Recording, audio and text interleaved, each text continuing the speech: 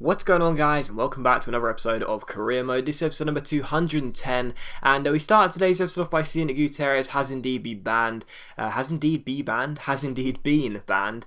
he did get a red card in the previous game against QPR, and also Junior Malanda comes to us, and it's one of those messages. I don't even read those anymore. As soon as they come in, I just delete them. I include them so you guys can check them out and have a read if you want, but I don't know if anyone even bothers reading them when they get them in the email inbox.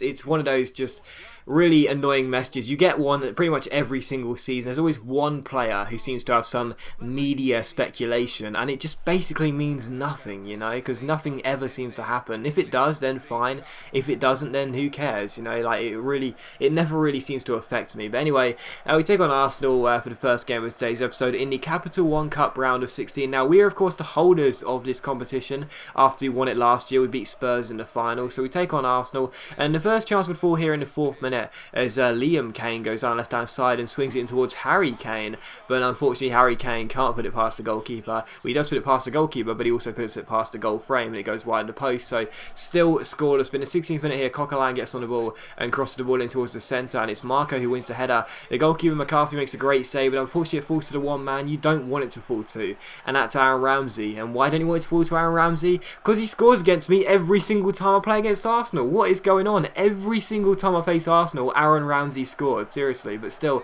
it's Millwall 0, Arsenal 1, and it's Ramsey with the goal. Danny Ings then hits the crossbar in the 25th minute here, and it's still 1-0. But Arsenal were basically in control, because although we had a couple of chances, Arsenal were the ones dictating the tempo and playing quite nicely on the break. And as Wellington Silva finds Coquelin here, I bring out McCarthy, unfortunately gets caught in no man's land, and the ball falls back to Coquelin. He puts it into the empty net and makes it 2-0. So that was a very unlucky goal there, the way the deflection went straight back to the midfielder who put it into the empty net. But still, Millwall 0, Arsenal 2, and I wasn't really fancying my chance of going through here. I thought I would be going out in this round because I couldn't see myself getting back into the game. However, in the 52nd minute, Lee Cattermole goes on a run here. You don't say that very often. As he finds Danny Ings, Ings shoots. It's a good save by Szczesny, and it's cleared away.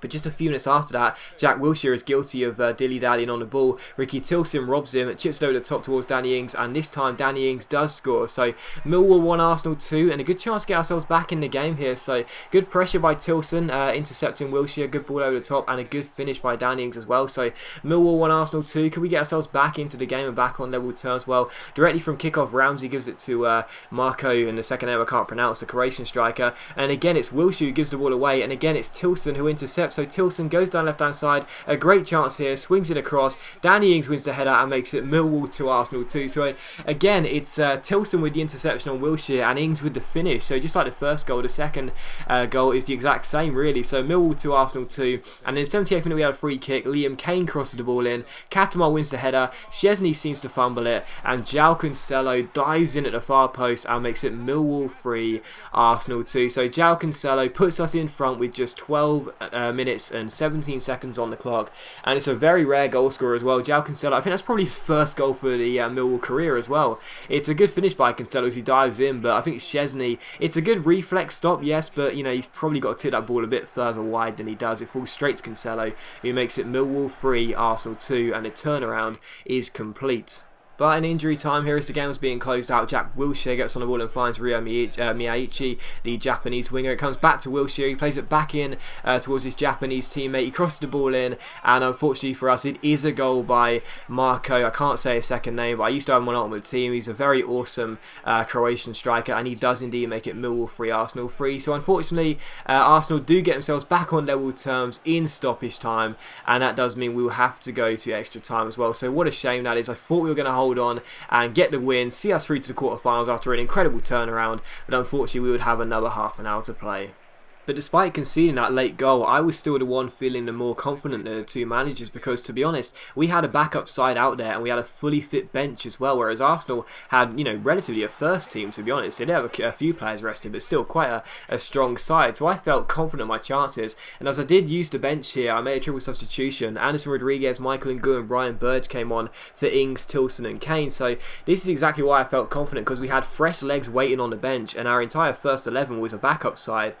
compared to the one we played against QPR. So I felt very confident trying to exploit the tired legs of Arsenal. And in the 104th minute here, Aaron Ramsey gets on the ball. He shoots from range, but it's a good save by McCarthy, and it is still 3-3. So very good stop by our goalkeeper there, who I haven't forgot about. You know, he was a first choice goalkeeper ever since we brought him in the second season, I think it was. But since signing Liali, he's been a backup goalkeeper, but he's still someone I like to play in the cup games. That's a very good save there. And from the corner, Wilshere crosses the ball in, and the header is well saved by McCarthy, who quickly throws out towards João Cancelo. Cancelo finds brilliant Makola. Makola gets onto the ball here, waiting for the runner. We pick him out in Anderson Rodriguez off the bench. He scoop turns around his man, goes through the centre. A great chance here, really good chance. He stops the ball with the fake Rabona and ends up putting the ball into the bottom corner. So what a goal by Anderson Rodriguez. I've said before, I'm trying to include this guy a lot more this year because he is a very young, very good, pacey Colombian striker. He's only 18 years old, 5-star skills, decent pace, good finishing. He really does look like a great player for the future, so I am including him as much as possible.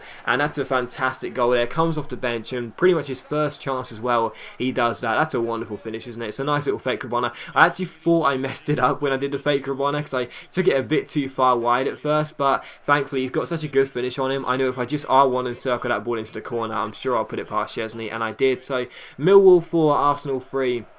And like I said, I'm trying to include Anderson Rodriguez in the squad a lot more.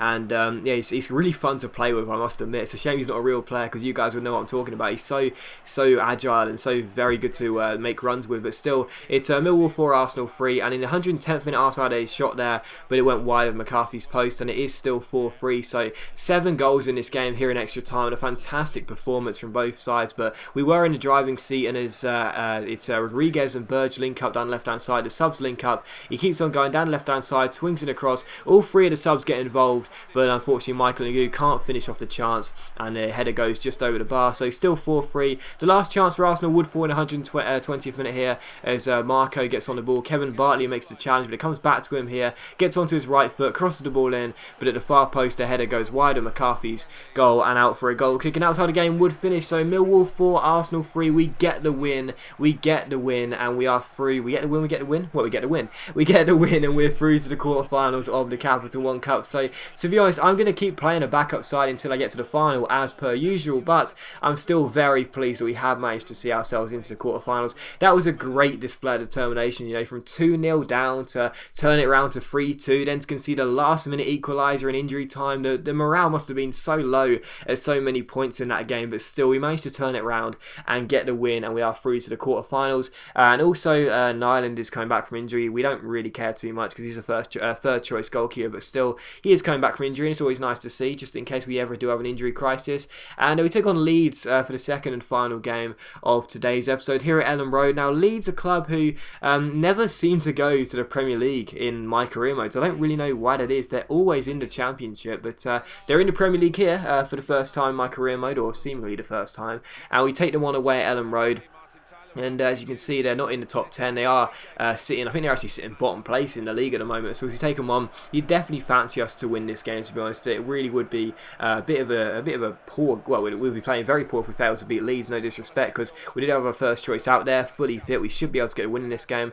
And the first chance would fall here in the 14th minute as Leal Gutierrez gives the ball to Luke Shaw down the left-hand side. Shaw gets past his man here with a great turn of pace, keeps on going, it cuts onto his right foot here. He's got a man running through, but he gets onto his left foot instead. Offloads it towards Ezekiel, who shoots. It takes a huge deflection and goes just wide of the post. So Lee Nichols, who was always a transfer target of mine, was untested there, but he almost was, but still scoreless. From the corner, Robinson goes for the header, but it goes wide of the post. So still scoreless, but a couple of early chances there. But in 24th minute we had a throw in, and eventually Carrasco picks the ball up and throws it towards Triggs. Triggs offloads it towards Suso. Suso to Glenn Robinson. Robinson fake shots around his man, gets onto his left foot, rolls it through towards Oxlade-Chamberlain, and the Ox scores and makes it Leeds 0, Millwall 1. So what a great signing he's been. He's been fantastic in every game we played, and he makes it 1-0 there. And in the 34th minute we almost made it 2-0.